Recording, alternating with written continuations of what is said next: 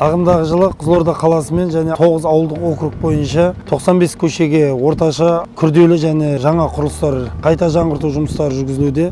Сумасы 25,2 миллиард. Қызылорда қаласы бойынша 57 көшеге орташа жөндеу, жаңа құрылыс және қайта жаңғырту жұмыстары жүргізілуде. Оның құны 23 миллиард. Аймақ басшысы қазір таңда осы қаланың шет аймақтарына көп көңіл бөліп, орташа жөндеу 35 көшені болса, соның 6 көшесі қала орталығында болса, 29 көшесі осы шет аймақтарды қамтып отыр.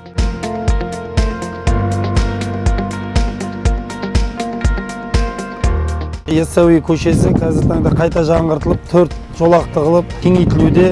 Халықтың сұрауы бойынша осы жолды қайта жаңғырта отырып, темір жол жақ бетін абаттандырып, халық демалатын орын жасаймыз. Және осы жолдың екі жақ бетінен жаяу жүргіншілер және аяқ суымен қамтылатын болады. Яссауи көшесі жоспар бойынша негізі қазан айының соңына дейін, бірақ мердігер тарапынан осы тамыз айының 10-на дейін толыққанды аяқтап, халықтың пайдалануына берілетін болады.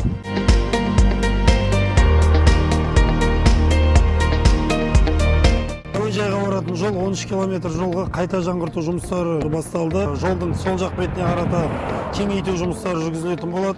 Саябақтың қоршаулары бұзылып, қайта қалпына келтіріліп, кеңейтілетін болады. Бұл 4 жолақты болады. Саябақтағы талдардың ешқайсысы кесілмейді.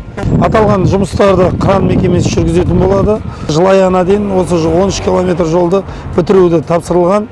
Енді жоба құны 7,5 миллиард. Қазір таңда демонтаж жұмыстары басталып кетті.